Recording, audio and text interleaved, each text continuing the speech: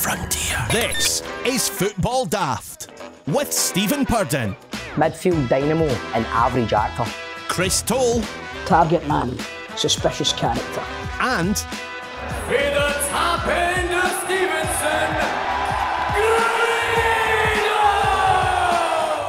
Grado! Welcome to Football Daft, the daftest Scottish football podcast around. My name's Steven Purden, aka Chelsea Bob, and let's welcome your starting lineup. First, let's welcome a man who, while watching the Anelka, misunderstood, thought Nicholas had a bit of a Cockney accent, only to realise he was watching it with English dialogue over the top.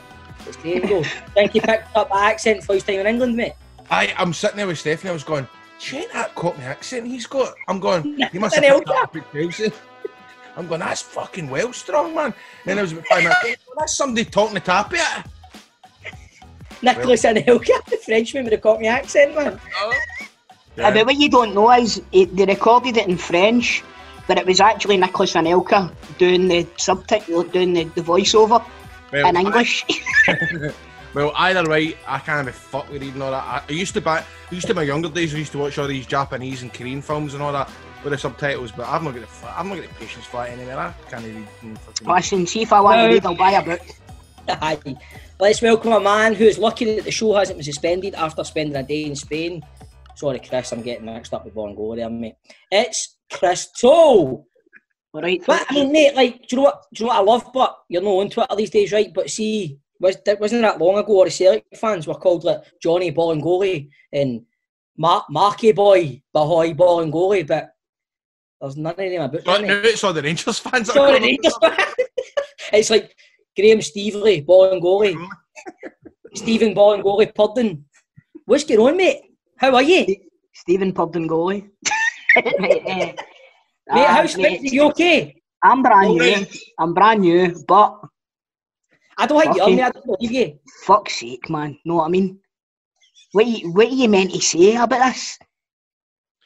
Get that guy as far to fuck for Celtic as is humanly possible. Yeah. Get him to fucking East Coast Mariners or whatever the fuck they're called. Get him to the other side of the planet. That guy is a fucking rocket. Yeah. Rocket. Chris and producer John, I'm available for Celtic Daft this week as a guest. Bolingoli's available as a guest now and all. But I haven't met one Celtic fan that isn't raging about this and they don't want to see him ever in a Celtic tap again. See if somebody went like that to use, right? I tell you what, lads, we'll give you 4 games a start or 3 games a start at the start of the season, but Celtic get to make the games up. You would have took it, you'd have snatched the hands off it, wouldn't you? Absolutely. Bolingoli's actually went and done that himself for yous. Right, I'm going to be 100% honest. I would sack you, guy. Got to make an example of him, Stevie. Got to. Apart from that, he's all right. His family are sounding that, but he's all right. Can I ask you a question, Chris? Can I ask you a question? What if it was Edouard that had done it? No. It doesn't matter who it is that's done it, John. It does. I was thinking this today. If it was Odsonne Edouard, it would have been a... See, the thing is, Stevie, see if it was Odsonne Edouard, Celtic go like that, Odsonne Edouard's up for sale, teams come in and pay money for him, right? This guy's now fucking stealing it. He's stealing a wage off his Celtic because he's never going to see another first team game. And I'll tell you something as well, see when he comes on the pitch, it wouldn't surprise me if there's a crowd there if he gets booed off the Celtic fans, because the guy has put our full season, not just, the guy has actually put the full of Scottish football's lives at risk, right? That's what he's done. Whether you want to sugarcoat it or not, people are thinking, oh, it's a laugh and a joke, but it's serious, right? This guy, yeah, I'm sorry, he needs to go. He needs to go because he's basically put 10 in a row at risk, right? It's just Grado's face, man, and John's like a wee Wayne getting caught doing some rangman stuff. I'm serious though. Look, put yourself in my position, right? Say it was fucking Barisic or somebody like that, right? Well, Barisic's a good player, but say it was I don't know. Well, just any old Rangers player, right? I know it's And they hard to done- find a bad player, as you know, mate. I know you're struggling a wee bit. No, but they done that. They say they done that though. Do you know? No, it's not that, Stevie. It's just I can't name a fucking Rangers player, right? No, say they done that. Would you not be saying the same thing? No, mate, 100%. What I'm laughing at here is just, I'm just laughing at your anger because I'm glad it's not us in the fucking front pages for a change. But if it was one of the Rangers players, mate, I would be livid, man, livid, absolutely furious. You're right. He's put right now the potential for Rangers to be 11 points or something like that in front of us by the next time we play We a could be game. 11 points by next Saturday because we play Livingston on Sunday, Kilmarnock at Ibrox the following Saturday, and yous don't kick off to 5:30 at Tannadice. So if we win these two games, we will be 11 points ahead if we win the two games of you. Right, so not just that. What if UEFA had went like that? Right, wait a minute. Yous need to quarantine or something like that now for a fortnight, and then we can't play the Champions League game. Right? And then they by default we get put out of Europe. Because you're this fucking muppets need to go over to a fucking Ibiza hotel for a day. I don't fucking think so. I don't know how he's still contracted at Celtic. This is gross misconduct and endangering the health and well-being of everybody involved in Scottish football. The guy should be shot out a fucking cannon. So see if you bumped into a big bowler now, Aye. would you take your jaw clean off him? I don't know, mate. He's a bit of a unit, and I think he'd fuck me right up. You try to say Grado's not a unit? It's not that. I just wouldn't want to get within 2 metres of Bolingoli, you know what I mean? What do you think of this boy? Was that Albion a jetty or something for West Ham for 4.5 million? Would you think him, mate? I've not seen a lot of him, Stevie, to be honest, but I watched, as you do when you're linked to a player, you go and check the highlight reels. See, for somebody that's not that tall, he seems to be really good in the air. He scores a lot of headers. Seems to be like a centre of the penalty box striker. So I don't know why he's been signed. And there's other rumours as well about other players, but we'll get to that later. Fingers crossed he hits the ground running because he seems to be all right. And if he's scoring that amount of goals in the Swiss League, then he should be all right here, shouldn't he? You know what I mean? I think he should, mate. Grad, what do you about the Rangers, man? Right, hold on, because this has been doing my tits in all day, right? I've been joking to tell you, right? Oh, fucking worst night ever last night, right? So right. I went up to my father's to watch the football, right? And it was about 20 I says to my father, right, you fancy putting a wee line on for the Rangers game? Put £2 and 7-0, right? Something like that, right? In the boss. So putting £2. I put in £15 into my account, right? Done his fucking bet and all that, right? And I thought, right, I've got £12 left in, so I looked at Borna Barisic to score first in 3-1, right? So I put the money in, right, and it was coming up fucking 13 grand, right? A classic Grado bet, man. Because you know, always they daft things. I'm always fanning about, right? So it goes to place bet. But the game kicked off, so it fucking cancelled it. So I'm biffing out, right, trying to do it in play. But for the life of me, I couldn't find the goal score, the kind of goal score a bit. And William Hill can that. You can't do a scorecast in right. play. See, I didn't know that. Well, I fucking spent ages fucking trying to look at, right? Of course, as bad as it's no score first. So I'm fucking biffing out. I'm going, this can't be 3-1, Dad. This can't be 3-1. 1-0, 2-0, 3-0. I'm going, please, Livingston don't score. I'm fucking sick. I'm out. There was no chance Livingston were going to score, mate. But they had a couple of chances at the end. There was no chance Livingston were going to score, mate. No chance. So I'm fucking sick, right? Watch this football. And so I'm telling the fucking... So the day the radio, right, this cunt for the radio, the bookies comes in to buy an advert. So I'm at him, I was going... telling the story, and I says, Big, and see it 3-0, I'd have probably cashed out at 3-0.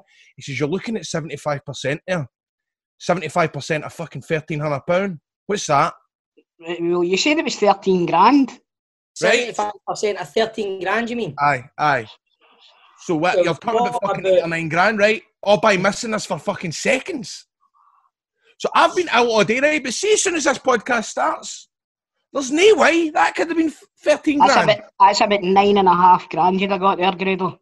Aye, but look, hold on now, right? I'm looking at for Saturday, right? Borna Barisic for 3-1 is 300 to 1, right? If I put 12 in that, that's only coming up 3,600. So what odds was Barrett? There's no way. It definitely said 13 grand, but maybe you've put £122 down or something by accident, and that's why it's not went through, because you've not the money in your account. Oh, so I've been fucking out for nothing then. Aye, probably, mate. Aye. Definitely, that makes me feel 100 times better, and I can go on with the show now. And mate, you look like you've kind of just cleansed your soul, man. You look like you had to get it out. I'm sitting there all quiet because, mate, it's been fucking killing me all day. Anyway, the Rangers game last night played well, boring, but we won. Actually, it's boring. It was boring the other night and all, wasn't it? It was boring. We played some good stuff, man. I just mean once we'd done our business. It's just aye. It's just I watched it today, and it's like Gerrard said. It's when we went 3-0 up, it was dull, I know. boring. But we've still not hit top gear. I don't think we're playing amazing. We're doing the job and getting it. It's good just to be playing. Aye. What about the Highbees? Yeah, they're looking good, man. They're looking good. Well, Christian Doidge is player of the year. Kevin, this looks good and all, man. He's fucking banging, man. Hibs look a formidable force, man, going forward. Horgan, Nesbitt, and Deutsch, aye. Fuck's sake, man. Listen, this happens every year. There's 3 games played. There's a team that plays well for the first 6 weeks, and then it goes... Aye, it's usually Rangers, but Grado. I say, it's good just to be playing. I'm enjoying watching my team. It's great, actually, isn't it? Getting the flash up. That was good last night. It's good to have games to look forward to, man, because it's been that long. Well, think about how I feel. I'm going to have about 15 in 2 days. Once we get back. You know what I mean? I'm in a tournament one day. Fuck's sake. So on the show today, we welcome a man who made just shy of 500 appearances for Motherwell and is currently assistant manager there. It's Keith Lasley. And it's Chris's turn on the Legends Lottery. You give us any hints to who you've landed, Chris? Who have you got? No? Listen, it's fucking touch and go. I can't get a hold of him, and I'm not even lying. I'm not lying. I'm still... we sorted it all out last night, didn't we, John? We did. Right, and I can't get a hold of him. Hold on a minute. Right. What I done was, I got a hold of the guy, organised everything, and then I says, do you know how to use Zoom? Right, and he went, I'm not 100%. I says, listen, I'm going to get my producer to send you over an email with all the instructions and everything like that. John contacted him. Man, John's like a Cheshire cat. He can't get the snigger off his face. Right. So it's not. I'm not doing a Grado, mate. I wouldn't do that to you. I've got too much respect for you. Okie doke. And in tribute to Keith Lasley, on our big question we ask, what footballer does your ma fancy? After Chris's ma was a big fan of Keith. And there's another chance to win free beer in the Pro Set playoff. Now, with the transfer window open until October, it's time to get all the speculation as we turn to Football Daft's answer to Jim White. It's Chris Toll's Rumour Mill. Here comes the rumour mill, and I'm not even trying.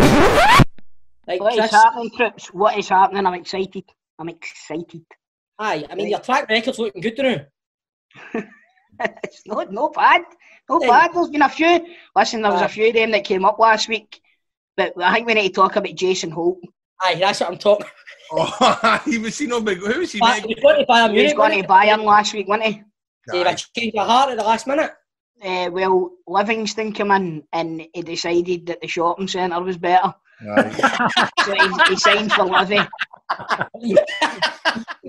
Livy. No, but there's a few this week and all, man. Right, so Shane Duffy's linked to Celtic this week. The Brighton defenders apparently set to hold talks with a bit of move after struggling to find a place under Graham Potter. I think everybody in their granny knows we need a centre-half or two. Brought in Selleck need ripped out and fucking drew back in again, to be honest with you. What about the fact that you might be able to keep Morelos because Lille are trying to sign Umar Sadiq? I think that's crazy. Well, who the fuck is their scout? And if Sadiq, who by the way they're saying it's possibly 12 million. Aye. Now, if Sadiq's worth 12 million, what the Morelos is worth 125 million. keep going? Higher?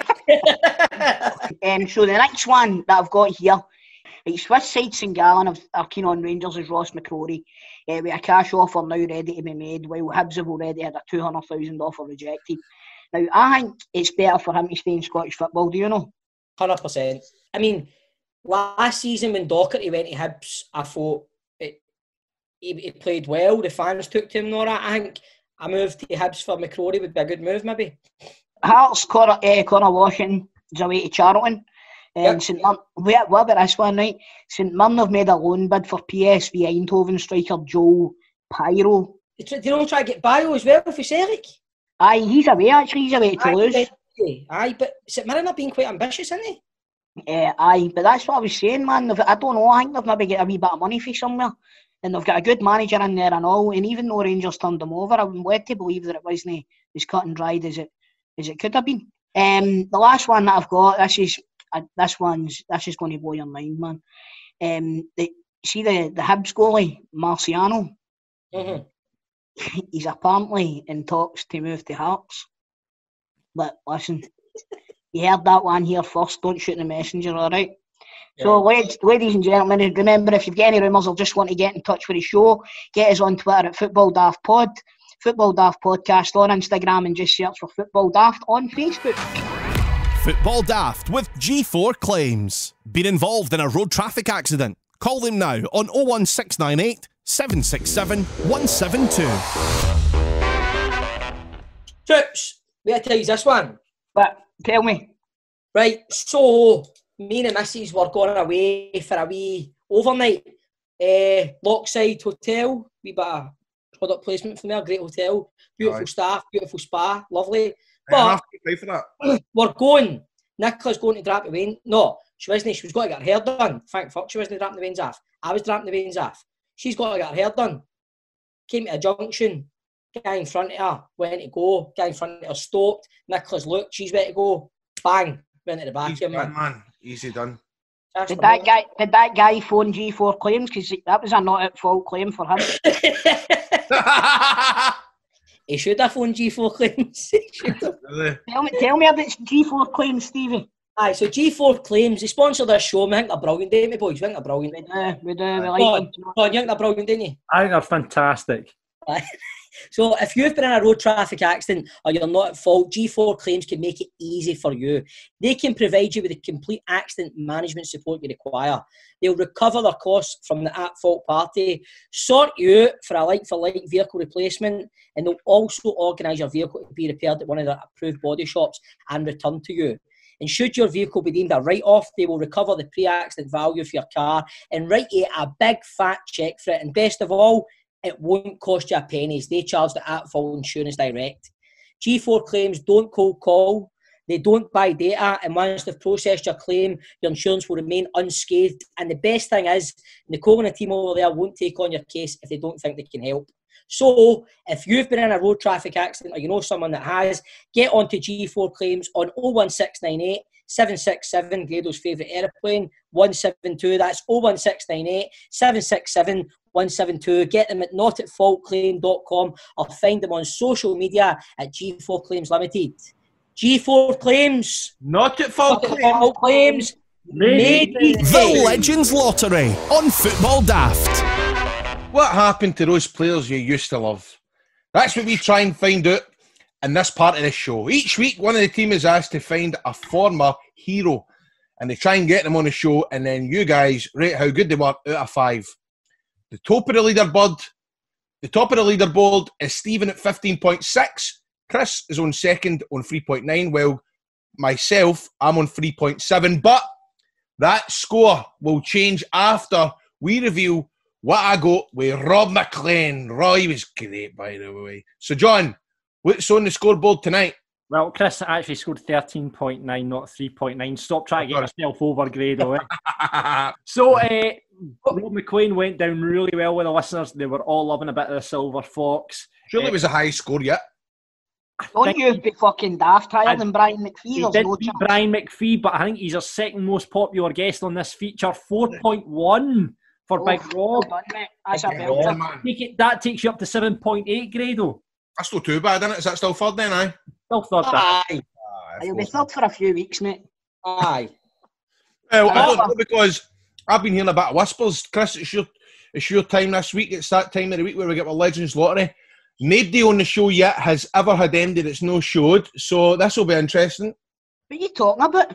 He's fucking it right there. He reeled you right in there, too, man. Every other week, somebody no shows. Anyway, what's your excuses? Right, well, I'm going to be honest with you. Right, he's fucking patching me. Right, we organised it all last night, didn't we, John? We did, Chris. We did. We organised it all last night, and you know what? I'm not going to ask for a deference because I don't want a deference. I'm just going to take this one on the chin and tell you that my legend in my eyes is no longer a legend because he's fucked me over. That's how it gets, mate. That's how it gets, man. I'm the same as you, man. See, when Jimmy Langfield dinged me, I've never wished him so much on success in his career. Nobody's ever dinged me even I've tried to get him on, man. That's because everybody wants to hang about with fucking Shell Suit Bob. Aye, I know. Nobody wants to hang about with the wee fat midget off the fucking Scottish squad. Who was that? Are we going to name and shame? Aye, do you know what? I'll name him. No, in fact, because I might be able to get him on another time. Yeah, mercenary bastard. Well done. Legend. Well done, He's not Chris. a legend in my eyes. But I'm not going to name and shame because I might get him on at another point. It's all right. I know that he can't work Zoom, so the chances of him actually being able to watch this podcast or listen to this podcast are pretty remote.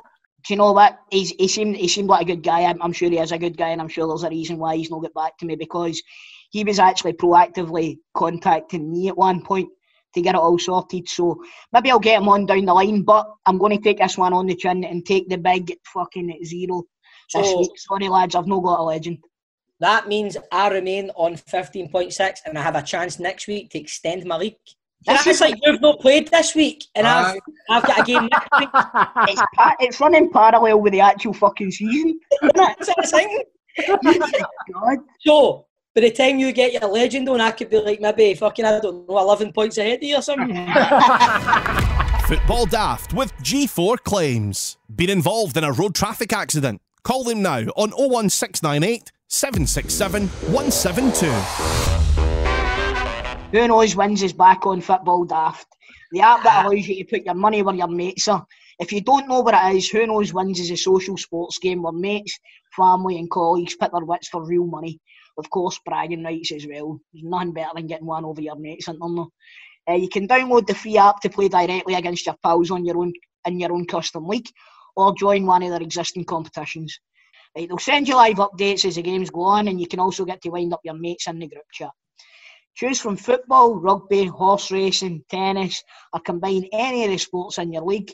Make your predictions on the outcome of the chosen fixtures, and for every result you guess correctly, you get a point in your league. At the end of the competition, whoever's got the most points wins and proves that they're the top dog. Whether it's the cost of a round or something more substantial, choose your own entry fee, split the winner's purse as you see fit. But when it comes to the bragging rights, the winner takes all. So congrats to all our winners from last week, as the £220 pot gets split up between 8 players, none of them being us, actually. It makes a change because John is usually pretty fucking good at it, isn't he? I've scooped about £100 through Who Knows Wins like last season, and I won a tenner on the European games during the week there, so it's definitely worth getting involved in. Aye. Nice one, mate. So get involved with our very own SPFL Football Daft League now. £5 entry, and you can get to take on me, Steven, Grado, John, with the winner taking all. Missing a major fixture this week though. I wonder why that's... What's that? What happened? Now we missed a fixture. Missing a bit of a fixture. Really? I believe the Celtic and Aberdeen game has been called off. I'm not sure of the reasons behind it, but I think it's been called off. So this week we've got, on the Saturday, we've got Hamilton Accies versus St Mirren. We've got Kelly v St Johnstone. We've got Ross County v Dundee United. We've got Hibs v Motherwell, and on the Sunday we've got Livy v Rangers. So what do you reckon, lads? Hamilton v St Mirren. I'm going for St Mirren. Draw. Aye. I'm going for St Mirren this game. St Mirren. They didn't look too bad against Rangers, to be honest with you. Next one's Kelly versus St Johnstone.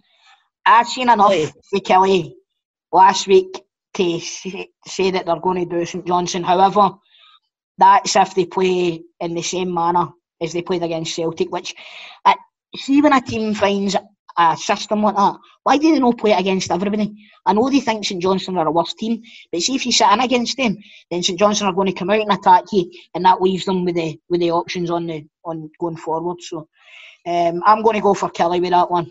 Kelly.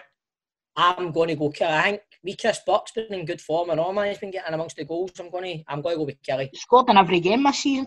Aye. Kelly for me as well. I think that midfield two, Dickers and Power. Ross County v Dundee United. That's a tough one. That's two playing decent, man. Ross County have started. I like Kettlewell, the manager, man. I like the way he talks, the way he wants the team to play. Ross County look like a totally different outfit altogether this season, man. Absolutely do. I agree with and you. I think Dundee United have started the season no bad as well. I'm going to go for Ross County just to edge that one. What about yourself, Grado? Dundee United. Oh, conflicting views for the boys. What about you, John? Draw. I'm going to go with a draw as well. And then the next one, this is a big one for the Saturday, I would say. Hibs v Motherwell at Easter Road. I'm going to say, please forgive me, big handsome Keith, but I'm going to say Hibs comfortably. Bubble to burst. Motherwell. I was going to say that. I'm going to go for a shock as well. Motherwell have got to come good, man. They've got to get a result. And how long can Hibs keep doing this for, man? I'm going to go Motherwell. Fuck off, how long can Hibs keep doing it? Away you go. Mate, like, no, your team, mate, we're quite into the season now, you know what I mean? We've been I know, but wait, so are Rangers going to fall flat in their arsenal then? Because they've had a decent start.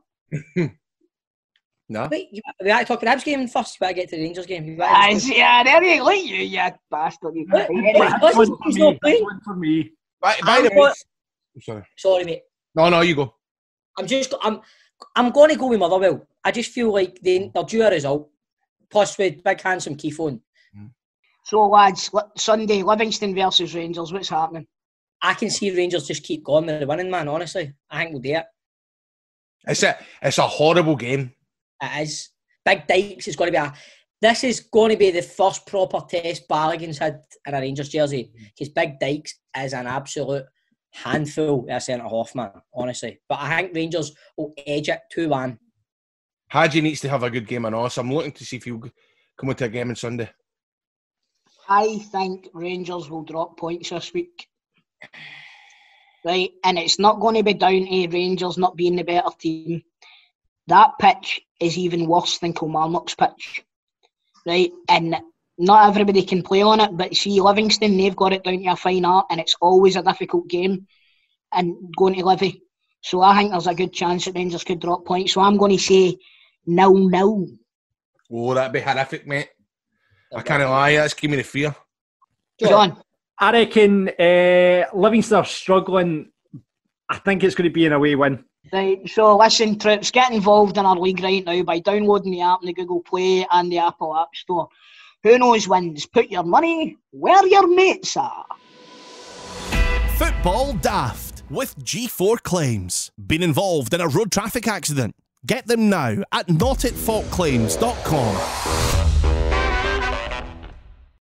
As families reconnect, as shops reopen, as you begin to get out and about again, don't forget your mask. Face coverings are now mandatory in shops and supermarkets across Scotland, so make sure you order yours today from rightdose.co.uk. Right Dose is your personalised pharmacy delivered, and we've got face masks fit for all the family, ready for delivery in just one day. They're safe, light and comfortable from just £2 each, or get 6 for £10 with free delivery. Order now at rightdose.co.uk. Right Dose, your personalised pharmacy delivered.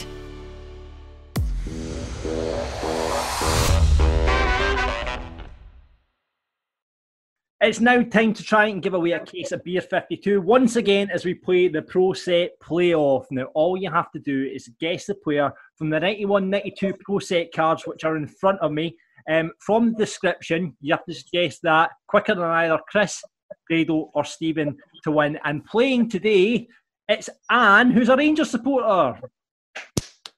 How you doing, Anne? Welcome, Anne. Welcome to the show. Thank you. Loving the backdrop, Anne. There's some smashing jerseys. Did you put them up for my account? Aye. I did indeed. I don't know if you can make it out, but one of the shirts is a Washington Freedom shirt from the professional league in America. Nice. No. I just bought the shirt. Oh, right. I thought you were going to kind of start off with a big kind of story here about how you went out there as a young lassie and all that. And this could have been the Legends Lottery. So, Anne, thanks for coming on and playing. The rules are really simple. I'm going to read the description from the card. You've just got to guess who it is by buzzing in first, okay, when you know the answer. If you do buzz in, however, and get it wrong, we'll continue and you can't buzz back in, all right? Okay. The first to two that wins, all right? So what's going to be your buzzer, Anne? Just Anne. Just Anne. Nice and simple. Right, now I'm going to draw out and see what one of the boys are playing. Is there anyone you would like to play? Not particularly. I'll take anybody.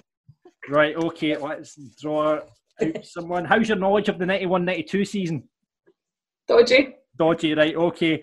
And I've just drawn out the name, and it's Grado! Yay! just send me the beer now. Right, here we go. I'll give you a $5 later, John. You're shiting yourself, Stevie. What's going to be your buzzer, Grado? Anne. No, you can't say that. Good try, though. Right, what's your buzzer, Grado? Grado, okay then, right, fine. Right, here we go then. First to two wins. I'll shuffle the cards in front of me and we'll see who gets it. Right, here we go. First player, all right. This player spent 6 seasons with Dundee United before signing for Spurs in 1986. An immediate success for Spurs, he played in the 1987 FA Cup final. Early the following season, a then club record bid of 1.5 million from Rangers was too good for Spurs. Grado. What are you saying, Anne? Duncan Ferguson. That's wrong. I'll continue. Is it Richard Gough? It is Richard Gough, Grado. 1-0. On to the next card, all right. This player spent 9 seasons as a regular first teamer with Celtic before a surprise move to the crack German club Borussia Dortmund. Grado! Murdo McLeod. Murdo McLeod it is. 2-0. Is that no? I've done better than anybody else on this now, haven't I? You have, Grado. Well done. So sorry. Big Murdo. Big Murdo. You've got to do the dance, Anne. You've got to do the dance. Oh, so sorry, Anne. Well done. I was just glad I wasn't made a total arse of myself because I've been a Well, you did, because I bet you. Anne, thank you very much for playing. That means it's a 2-beer rollover for next week. So if you want to play, get involved on our Twitter. You have to get onto Football Daft on Twitter. Winners have to be over 18 and stay in the UK. Remember, Beer 52 is a monthly subscription service for beer, which is sourced from the greatest small batch breweries across the world. And you can get free beer right now, get a carry out for the weekend. All you need to do is head to beer52.com/daft and you can pick up a crate of beers for just $4.95. That's just to cover the postage. So head there right now, beer52.com/daft. The word beer, the number's 52.com, and get your first case of beer from us. Football Daft's big question. So this week's big question's been inspired by our guest Keith Lasley. My ma fancied the fucking shorts off him, man. Seriously. So we thought what we'd do is we'd ask you, what football does your ma fancy? So, Grad, who was it your ma? It was Ali McCoist, your ma, wasn't it? My mum loved Ali McCoist. Until he started managing Rangers. And then every time he'd come on the telly, she'd go, "Oh, Ali, you've lost your looks. Oh, look at the weight he's putting on. Look at that hair." And she loved Amaruso. She was daft on him. Listen, when Amaruso walks into a house, there's no a dry seat. He was a handsome guy, wasn't he? What about you, Stevie? You're not getting any glint in her eye when football runs by. She always fancied Laudrup, man. It was always Really? Laudrup. Aye, she liked Laudrup. Always Laudrup. I think she had a wee thing for Ali and all, but it was all Ali. Yeah. Has she ever seen Scott Sinclair? Who do you use, Fancy? Jamie Redknapp. I'm not just saying it, man. Gerrard. Aye. Grado, yours is Pierre, wasn't it? I spoke to you about this. Aye. Aye, him or Ronaldo? I like Ronaldo. Right, so moving on for our kind of homoerotic chat there for a moment. We've got listener Chris that he says, my mum to this day still goes on about Joe Jordan. She said, I think for him for years, maybe to do with his name, as me and my brother fancied the other Jordan that played with footballers when we were younger. What about that one, Joe Jordan? He doesn't jump out at you as a housewife's favourite, does he? Oh, no. And a Maybe quiet it was just because he was fucking hard as nails. Right, the next one, we've got Bert.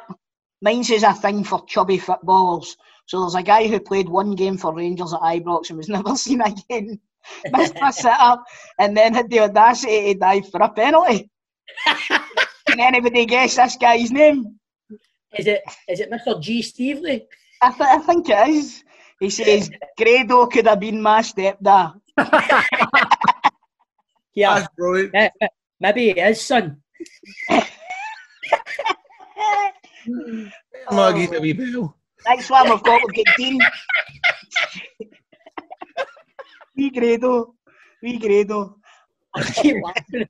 Think me Bert Stevely, man.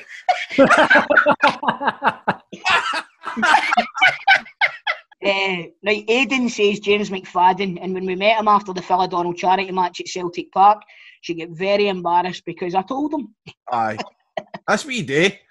Mama fancies you. Did you know do that to your ma, Grado? I was Amaruso in the airport and fucking Amaruso went, Mama fancies you, and Mama went, oh, Wayne's. Wayne's, but what you doing later? No. The next one we've got Natalie says Loudrup was your dad and we weren't even allowed to tell my dad. That's very good. Kevin says Paul Ritchie when he played for Brecon City, her and Manny used to go just to get a swatch of his hairy pins. Remember him? He was a very good looking guy, was he? I don't know, but he's too long. He's not the worst looking guy that's ever strapped on a pair of foot bibbits. Look at what Big Jason said. Big Mac said. Yeah, I can see that. The big fin, man. The big fin, you know what I mean? Next one we've got is Scott says Super Ali and also Jose Mourinho. Red face central when Jose came on the screen. So he's more used to get off flustered when Big Jose came on. Darren says Alan Ruff. He lived up the road for her, so she ended up. Listen to this one. She ended up lynching his brother Dougie instead. So the story goes. John says my mum fancied Arthur Boric. Every time Celtic would play, she would say, "Just look how handsome he is." You can imagine Mo saying that, couldn't you? Oh, look at him. Honestly, she when Keith Lasley came on the telly, it was ridiculous. She'd stop cooking and all that. She'd stop hoovering or whatever she was doing. Oh, look at that. He's a handsome man. I know. or you should be sitting watching Rangers. She'd be like, oh, who's that? You'll be like, it's Jeremy Clement. Fucking big him, man. Into him. Who's that? It's David Dodge. Handsome, but he's shite. Jeremy Clement, remember? Right, Claire says that, well, at first she said Kenny Dalglish. And I was like, really? Then she was like, no, I didn't mean him. Turns out she was talking about Alan Shearer. Did you mixed up with Kenny Dallin, Alan Shearer? And Andrew, the last one on the list, says Ali McLeish. She's got pictures of him in her living room. She also hates Patsy Kensit just because the two of them went out for a while.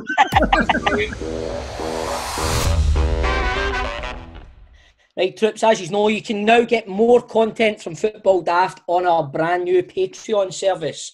Just in case you don't know what Patreon is, it is a subscription service that you sign up to not only to support the podcast, but also get us talking more shite. Isn't that right, boys? Absolutely. Aye. Correct. I'm enjoying the level of shite that we talk on the Patreon is, it's off the register. It's mental. Especially this week on Celtic Daft, the way we'll be talking anyway. Well, lots of stuff on there, man. But shout out to some of the guys that have joined in the last week. We've got Bobby Young, Brian Graham, Big Ben, Jamie Strachan, Claire Hudson, Martin McLeod, Chris Thompson, Alan Milligan, and David Hill, and many more. But here we go. We've set up 3 tiers from which you can choose from. Tier 1 is a £5 a month and is League One. On there, you will get early access to episodes, an ad-free version, Patreon-only chat community, a full video version of the podcast. Don't worry, you'll still be able to get the interviews we do on YouTube, but for the full video version, you'll need to get signed up. Random bonus content's included in there as well. And Tier 2 is £7.50 a month and is a championship. On that, you'll get everything from Tier 1 plus some brand new podcasts from us. We gave them away for free last week, and if you want to continue to listen to our brand new shows like Rangers Daft and Celtic Daft, you need to sign up for this tier. Basically, you're going to get 8 extra podcasts a month from us. That's not bad, is it? I mean, you get Rangers Daft, Celtic Daft. Good stuff there at all, Grado? Aye. Rangers Daft, I do feel a wee bit more comfortable, but I do feel as if I need to watch the game like that, you know what I mean, like a hawk. So you watch a game different, don't you?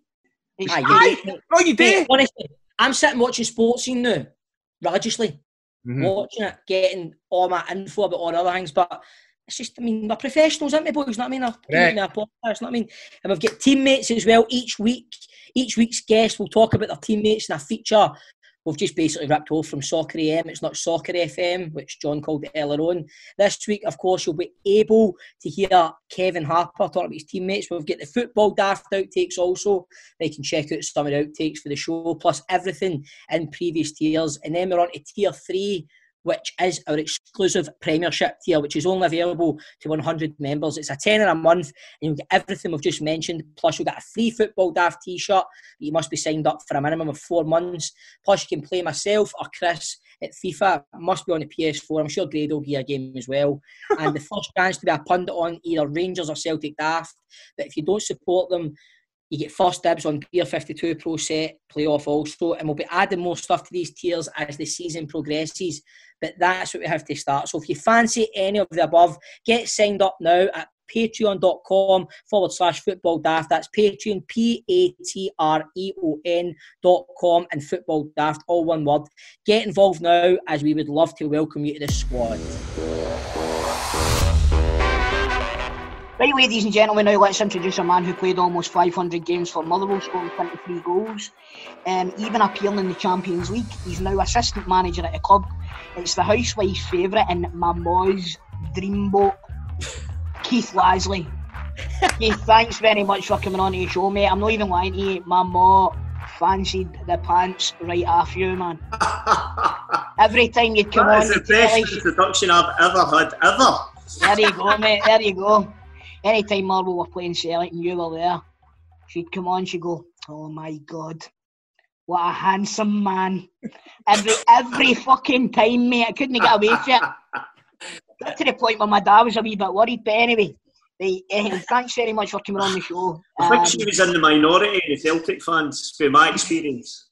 Aye, well, it wouldn't be over the top for me to say you were a bit of a dirty bastard as a player, wouldn't you? That was more like the response I used to get. So there's reasons for that. They probably hated you because other Moss fancied you and all right enough. So, it's not been the best start to the season for these, has it, mate? No, it has not, unfortunately. Fuck's sake, Tom, man, you put my way up there then, bro. I know, but listen, don't worry, this is what I'm doing. You bring them in with a wee bit of honey, shine them up, splash of vinegar, and then you give them a wee bit more honey at the end to butter them back up, you know what I mean? Housewife's favourite, or it was fancied you, dreamboat. It's not the best start to the season, is it, Keith? What do you want me to say? So you big handsome bastard, what the fuck's happened at Motherwell? Aye, that's what I want you to say, just keep going. No, listen, it's no been, we can't get away from that, but funny, we drew 2 each last night, and first point in the board, but it's probably, out of the 3 games, it's probably the poorest we've played in some ways, to be honest. The first 2 games we actually felt as if we played all right up to a point without putting the ball in the net, which we all know is pretty important to win a game of football. So, listen, it's still early, and we still got a good squad of boys. We just need to get that first win under the belt, as you do every season. So, move on to Saturday, toughie, and Saturday night enough. Play Hibs on Saturday, who have started really well. But let's have a go. See what happens. It's like you say, mate. I mean, like when you look at a team, you've got, especially in the middle of the park, you've got really, really good football players. good players, man. And you've strengthened well as. I think you've strengthened as well. So even on paper, you've probably got a better team this year than what you had last year. In my opinion, I'd say. Listen, I think I agree, but you need to do it there on the park. You know, I think you know, we're happy with the squad. We think it's a squad of talent, but you know, I think if you've seen, you know, after last night, what we were disappointed with is you need to do it on the pitch. You know, you can't keep saying. You know, people giving you a pat on the back for last season. Last season's gone. You know, this is this season, and you need to earn the right again. You know, and you know, we need to do that. We need to. It doesn't matter what your squad looks like on paper. It's doing it out on the grass. So, no, we need to make sure we do it because this league, you know yourselves, is fine margins between the teams. You know what I mean? So, if you're not quite at it for whatever reason, you're going to get found out. So. Listen, we go into Hibs and it's, again, either way, they've had a good start. We're still capable of going there and winning the game. So, you know, that's what we're going to be trying to do, obviously. Hibs have had a good start to the season. But Keith, would you make all this stuff about Bolingoli in the press this week? Have your players been well warned after this? Aye, is the short answer they have. Listen, that's an unusual situation. I can't... You know, I don't want to talk about other people's business, but I think Neil Lennon's said enough, you know, in terms of his reaction to it. Strange decision for the boy. But listen, we're trying to do everything possible. I mean, the club are going at great expense in terms of the testing and the protocols that we need to put in place. For a club, certainly our size, it's no, you know, small money we're talking. You know, it's big money we're investing just to make sure everything's safe and everything's tested. So, you know, our players are you know, they know they can't jeopardise that because there's too much at stake. People's jobs at stake. I mean, if Scottish football was to you know, shut down again for any reason, you know, clubs are out, especially of our size, we're in trouble. You know, we are in big trouble. You know, and it's job losses. It's you know, the sake of the club. So our players know that, staff know that, and it doesn't take much, as we've seen in the last week, for that button to get pressed. I don't think, particularly now we've had what I would see as a kind of final warning almost for the First Minister. So, you know, you need to tell them. And to be fair, our players have been good. They've bought into it, and you know, I think they're behaving as best they can. The other night, Turnbull got on the score sheet, scored a goal the other night. How good can this boy be? Very good, very, very good. In my opinion, David is. In terms of young people coming through, certainly at our club, I mean, I can only comment about our club. You get to see some other young players coming through. But certainly in terms of our club, he's the best young player that I've seen in terms of his potential, what level he can go to. And the reason that is he is kind of probably one of the most un-Scottish Scottish young players that I've seen. And I mean that in the sense of the way he handles the ball under pressure. He's got you watch... You know, listen, I'm not going to start comparing them to Xavi and Iniesta and these guys right now, but what I mean is that sense of space, that sense of pressure that people run about you, and keeping a calm head in that pressure. I think he's got that, and no many young players I see coming through have got that. You know, and it's just not in our psyche, and not in our Scottish psyche. And I think, to be fair, I think we're trying to change that in youth development now to try and encourage that more. But David has got that just inbred in him. It's in him. You know, he's got that sixth sense of when he's under pressure, when he's not under pressure. And as I say, the big thing, keeping a calm head under pressure, because most of the young boys, you know, it's that little bit of panic when somebody comes and tackles them. We're the best foreign players, particularly that I can remember playing against. They can almost feel you, you know, they wanted you beside them, and then they could roll away for you, and they could spin the ball around you and get it the other side. It's David's got a bit of that about him. And the other big thing about him is he's a midfielder that scores goals. There's just, you know, to have a central midfield player score, what did he score for us? 15 goals, I think he did last year, or year before, whatever it was, 15.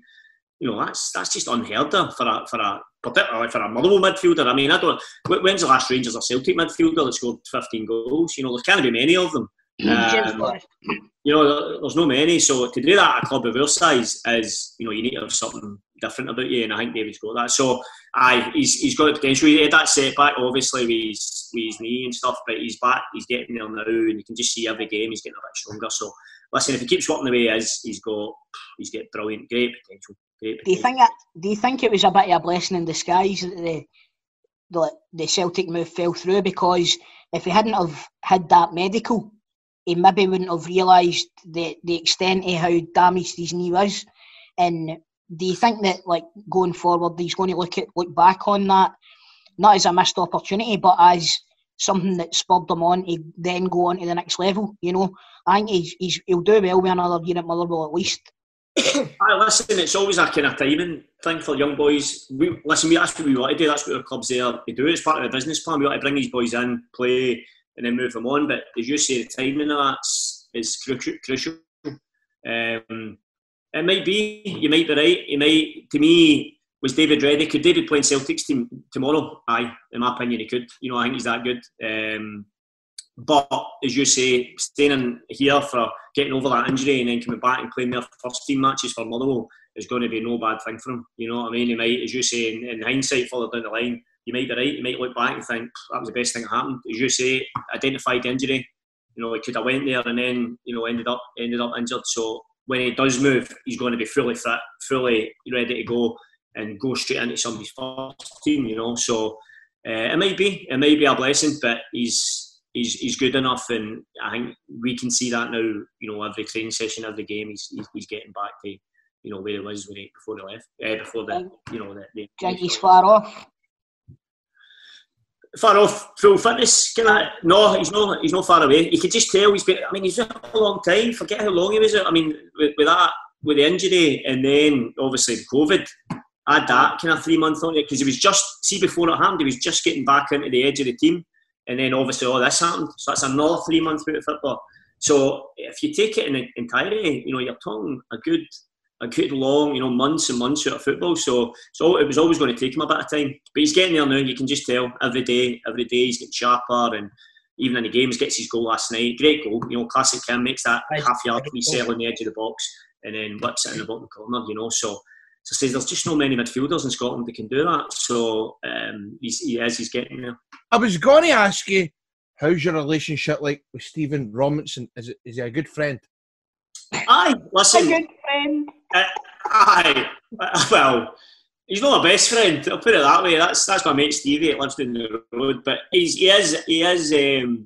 Listen, he's somebody that kind of took a chance on me. Obviously, he was not a manager when I was playing, and he knew I was kind of coming to the end of my career playing stuff. And he must have seen something in me. I was helping out with under 17s and under 20s by that point. And to be fair, to give me that opportunity to work alongside him, it's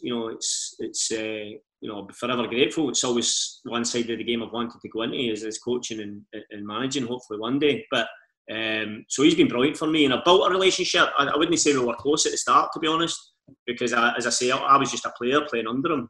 But I think the relationship's grown as the kind of last 3 years it is now of went on. So no, I think we're built up a close relationship now, and he's a good manager. You know, I think you know, you see now with the jobs he's been linked with, and quite rightly, in my opinion, the job he's done at Motherwell.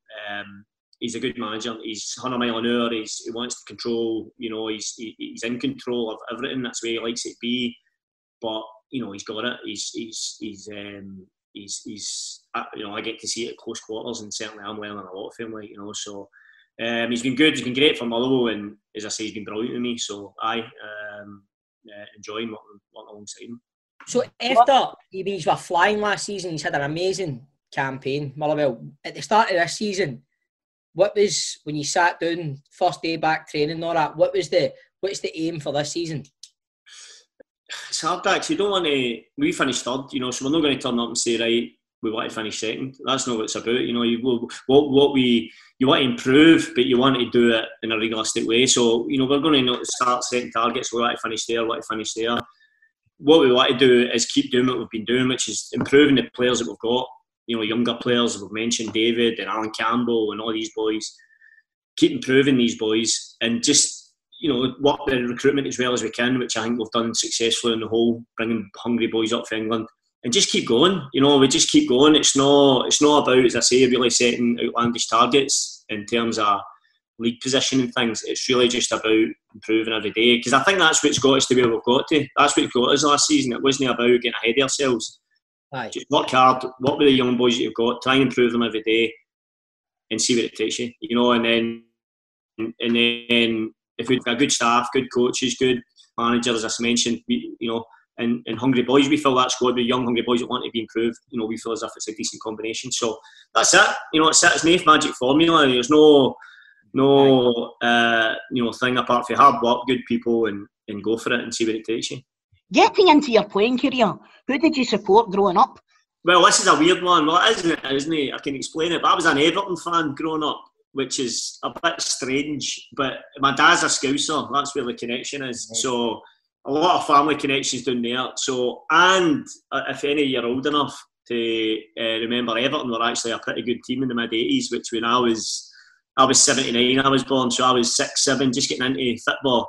And Everton were the best team in England. So that coincided to, being down there with my dad a lot and whatever. So that was the reason. Was that then a bit of time with Trevor Stephen and that? Trevor Stephen, Gary Stevens, Peter Reid, Andy Gray, Gary Lineker, Neville Southall. Tony Cotty.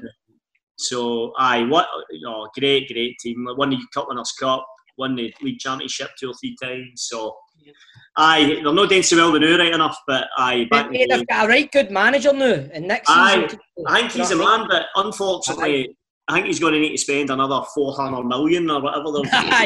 They seem to spend every summer and not get anywhere, unfortunately. But I'm happy with Ancelotti. I think he could be the man. It's just I think they're going to need to spend a small fortune to actually get anywhere with it. Right, so did you always live up here, or did you ever live down south? No, I was always up here, but any school holidays, Christmas, anything like that, I was always doing. My dad would always take us down there.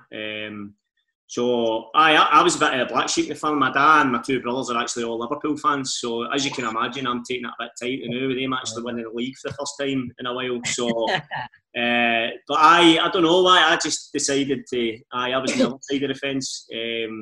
And went to Everton games, as I say, when I was younger. So that was me hooked, and I've got a wee boy now who I'm desperately trying to brainwash him into being an Everton fan, which is difficult when you've got Man City and even Liverpool and Barca and all these teams, So he gets that Everton strip every birthday, every Christmas, and it gets put on him. That's it. That's what you're wearing the day.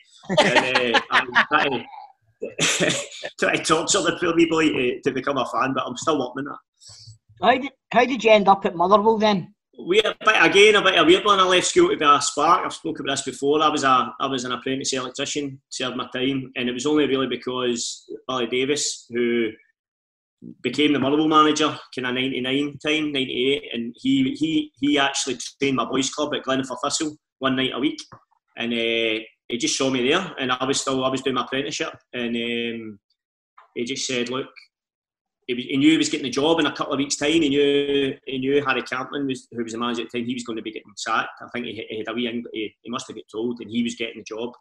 And he says, look, when I get the job, will you come up for a trial? And I was like, aye, happy days. And not really thinking anything of it. Went up and played a couple of reserve games, scored 2 goals. They must have thought they were signing a goal-scoring midfielder. They were sadly mistaken.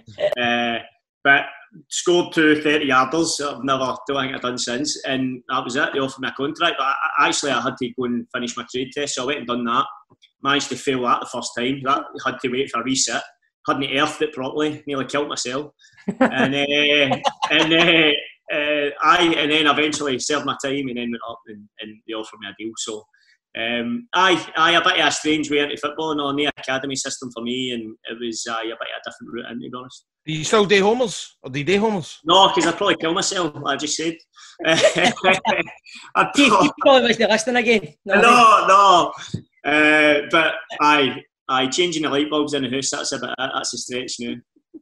So see, when you broke through into the team, like you were playing with like Pat Nevin, Andy Goram, John Spencer and that, so any players in particular that you remember when you broke through that helped you, guide you through and all that and put an arm on you and stuff? Aye, loads, to be honest. And actually when I first went in, I felt so inadequate in that team. I was just a wee guy off a building site in Glasgow, walking into a dressing room with Andy Goram, John Spencer, Pat Nevin, all the names you said there. And to be honest, they were brilliant. I mean, I know we were having a joke about Andy Goram earlier not turning up for training, but I tell you what, when he did turn up, he was brilliant. Not just on the park, but actually with the younger lads, see myself, Stevie Hamill, Paddy, Piero, all these boys, he was brilliant. He was absolutely brilliant. Just in terms of, he would always stick up for us if we're in a team, it wasn't going so well, he'd always protect us.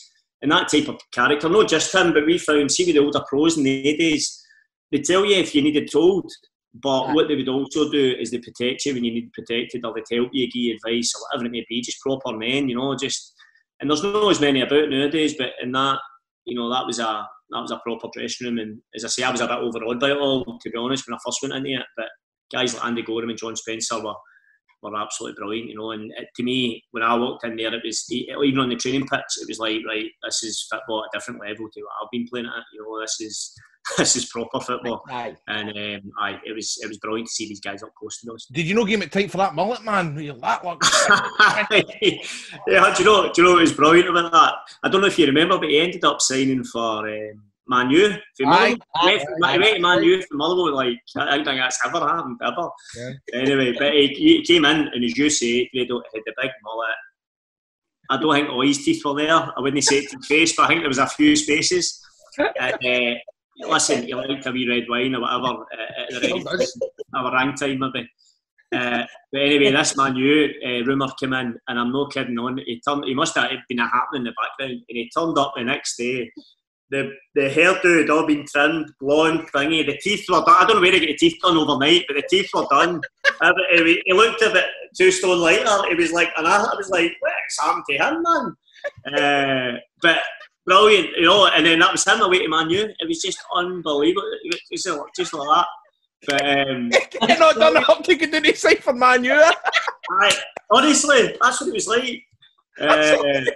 But it was what a makeover it was. But brilliant. I know I'm having a bit of a laugh about him now, but honestly, a guy I couldn't speak highly enough of. Just a brilliant guy, particularly as I say with younger ones in the dressing room. Yeah, I just can't get out of my head, man. Like, one day he's up the road and then Goram turning up the next day, man. Pure makeover to get into Old Trafford with. Tell you what, whoever done it from, it deserves a medal, by the way. Absolutely brilliant job. Brilliant job. So, like, see, when you were coming through with, like, big jig, like McCulloch and that, and McFadden, see when you were playing with them, did you realise how good they boys were? Did you think they are going to have the careers they ended up having? I think eventually, at first you just think, right, I'm just playing football with my mates here, and you don't really think where everybody's going to get to, if you know what I mean. You're just enjoying playing. Jig was probably just a wee bit ahead of me in terms of like years. He was a couple of years older, so he'd already kind of made his way into the first team, and you could always tell Jig was he was the big kind of young thing in the team at that time, and he was already a couple of years ahead of us, so he was just on the verge already going when we were first still coming in. But the likes of Faddy and guys like that, Stephen Pearson, Stevie Hamill, who I think had a chance to, a couple of times, very close to signing for Celtic at one point. But all the guys that eventually moved, I think at first you're just playing with your mates. You're not really, as I say, you're not really thinking about who's going to end up where and he's got the potential to go this far or whatever. We didn't really think about that at the time. We're all just, it came through being in administration for the club, so it wasn't a great time for the club as a whole. But what it did do was give all of us a chance in the team. It just gave all the young boys a chance to go and play football. And I don't think we really thought we would all get a chance at the same time like that.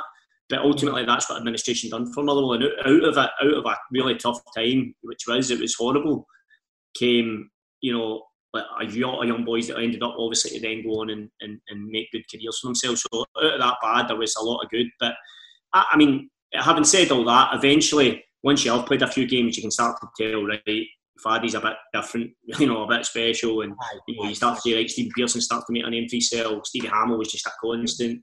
So you eventually start to tell, but right at the start, it was just, this is amazing. We were getting to play football for Motherwell, which was brilliant. See all of the players that you just mentioned there, with the exception of Big McCulloch, they all came back as well. All of them came back to Motherwell, and they were all back there at the same time again. So that must have been like a mad reunion. It was, I not quite a class of 92, no, but a class of something else. But listen, it's something that's happened at the club, and I think, listen, I can only speak from my own experience, and I think probably the boys would probably be the same. Our experience, or my experience at the club, I had the chance when I did come back, I had the chance to sign for Kilmarnock as well. But just when I heard Motherwell were interested again, it was just, something about it, I just thought, it just felt right. I want to go back to Motherwell. It's just a feeling about the place. You get this cliched term of a family club and things like that. But Motherwell it just feels, whether you want to call it classic family club or whatever, there is a closeness to everybody in the building. The the office staff, the cleaners, the everybody that works in the place. And I always felt that even from my first period when I was a young player. And going back, it was actually even stronger. I found it even stronger. A good place to work and play basically. So that's what drew me back. And I think most of the boys were probably just an enjoyable place to go and play football. And I mean, there's not too much more than that. I mean, it's just been a great place for me personally anyway. And I think probably most of the boys were backing up on that. So how did you end up moving down south? That was a difficult one, to be honest. In hindsight, it just never worked out for me, to be honest, Grado. But it was just. I think people have got to remember. See, when I was a young player, I think if you think about me being at Motherwell as my whole career, you think, right, a well-established Motherwell player. I ended up being captain and da. But see, at first, before I went, I wasn't that established. I'd only played a few games. So, see, when the chance came to go to England, it wasn't as if. See, if the chance came to go maybe 4 or 5 years later, and I'd really established myself in the team, or I was a captain, or I thought twice, something like that. But at that time, I just thought, a chance to go to England. My first reaction was, I couldn't believe anybody wanted me, to be honest with you. It was like, no, I'm so saying that in a funny way. I just thought, I don't know if it was an inferiority complex that I spoke about before, like just a boy who was off a building site. The fact that because Plymouth, I went to Plymouth, who had just been promoted into Championship, which was a brilliant league. It's like West Ham were in it, Leeds were in it, and at that time, so some massive clubs, and I'm thinking, the chance to go and play in that. I just never thought I would get the chance to play in England at that level, and ultimately that was the thing that kind of tipped me over the edge, because Motherwell had offered me another contract, and again, hindsight's a wonderful thing, but one it never quite worked out for me. But one thing it did do, when I did come back 2 years later, even although it hadn't worked out, I did feel a better player when I come back, for the experience I had. So that's. I think you probably needed that. You probably needed that, because if you didn't ever move down south, you maybe would have regretted it later in your life that you never got the chance to go down there. Aye, no, I would have. I know. No, you're absolutely right, to be honest, and especially at that level. See if it was like a League Two team or something like that, but it was a chance to play. I mean, Sunderland, I'm trying to think of the teams, but Sunderland, Leeds, and actually Plymouth itself, although it's not a fashionable football club, it's not, and geographically it's fucking miles away from anywhere, to be perfectly honest. Mm-hmm. It's actually got quite a big catchment area. I mean, your first game, I remember, we were getting 18,000, 20,000 fans there, you know what I mean? So it was some big, particularly when the big teams came, you know what I mean? It was a good atmospheres, brilliant league. Just never worked out, in the end, which can happen in football. But as I say, that's what I was going to say, mate. That Broadchurch shite. You're not from around these parts, are you? Don't play the football. Honestly, Keith, you're not from around these parts, are you? Ginster's pasties for breakfast every day.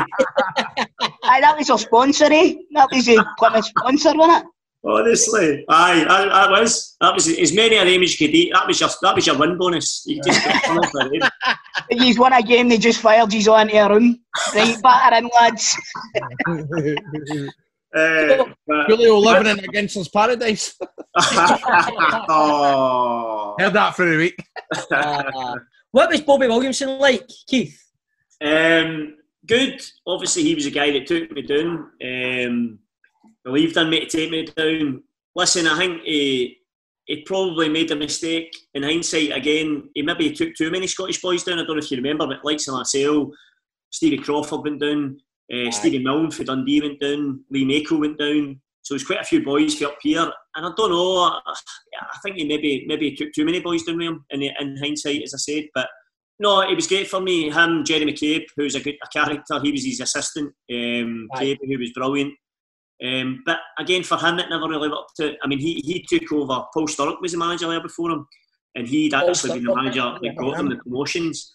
And my underlying feeling is if fans never really took to Bobby, it was almost as if he was taking Paul Sturrock. Sturrock was a legend. I mean, he's held in such high regard, and it was almost as if Bobby was he was just taking his team, and the fans never really took to him, to be honest. So I thought he was fighting an uphill battle for the start, but with me, he was brilliant. He was brilliant, and it was really once he left, then Tony Pulis came in, and I was a bit too fit, too short for him, to be honest with you. You need to be about 7 foot to get in one of his teams. So I needed a step ladder to get in the team. But again, football, different managers like different things, and it just wasn't happening for me. So that was, ended up moving on. See, Bobby, ever tells you about the time Bobby Williamson turned on the Christmas lights in Coinning? and he came in a big fucking Rolls Royce. And he was going by like the Queen. He was going, he's saying, "Oh, that he's on the fucking bye." Fucking going like that as if he thought it was brilliant. Okay, sorry, what would you say is the highlight of your Motherwell career? Oh, there's been a few. Am I allowed a couple? Aye. Many as you want, Keith. Right, I'll go right back to the start, back in the black and white days. My debut, maybe my this is definitely one of them. My debut at Ibrox, we get beat 2-0, but I've only got a couple of shots that I really keep. And one's my debut shot. We played Rangers at Ibrox. Well, I mean, what a Rangers team, playing against Barry Ferguson, Van Bronckhorst, Alberts, Claudio Reyna, Turgay, Arthur Newman, Michael Moles, you know, the list goes on. I mean, that playing football against that team was like an education, you know, and for me, as I said at that point, getting to play against them was unbelievable, you know, just something I never thought would have happened 6 months earlier or whatever. So that game is a highlight, just to make my debut against a team, you know, I just never thought I'd get the chance, so that's definitely one. And then after that, it's probably kind of later in my career, you know, becoming captain was a big honour. Playing in Europe for Motherwell so many times is something that, again, never ever thought I'd get the chance to do. I think we ended up playing 24, 26 games in Europe over a kind of 6-7 year period. Like, unbelievable. Played, you know, my first season as captain, we played against Panathinaikos, walking out in the Olympic Stadium in Athens as the captain of Motherwell in a Champions League qualifier. It was like, what is going on here? What universe is this? You know, so that's one. And another one is probably a highlight and a low light is probably the Scottish Cup final. Scottish Cup final is one of the things where you can you do dream. It's one of the, right, you play a Scottish Cup final at Hampden, the fans, you know, just everything that goes with it, the build up to it. But what's not so good is you get there and you get pumped 3-0 in the final, which isn't in that dream that you have as a boy. But I actually just getting to the Scottish Cup final as a player is actually a highlight as well, to be honest. Something that I love doing, love the occasion. It's not somebody was a spark. Sorry, on you go, Tom. When you're saying there you got to the Scottish Cup final, see when Motherwell get to a cup final, the entire town manages to get a ticket for the game. Right, so see that expectation, you've got the full of Motherwell watching, hoping and praying that you manage to get this result. That must add on some amount of pressure.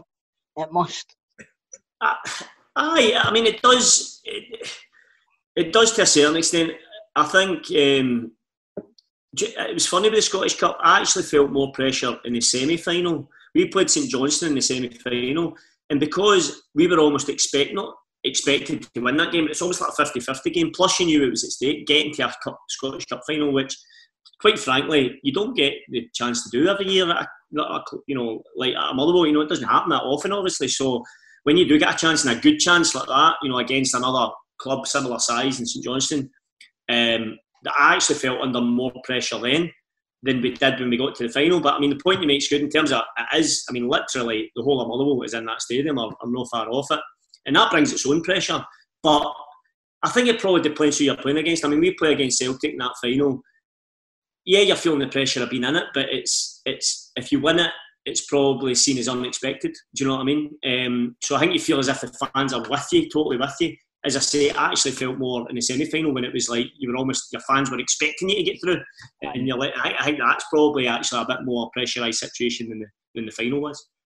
So do you have any plans to get into management? Obviously, you're the assistant manager just now, but is there plans for later on in your career to go into being a manager yourself?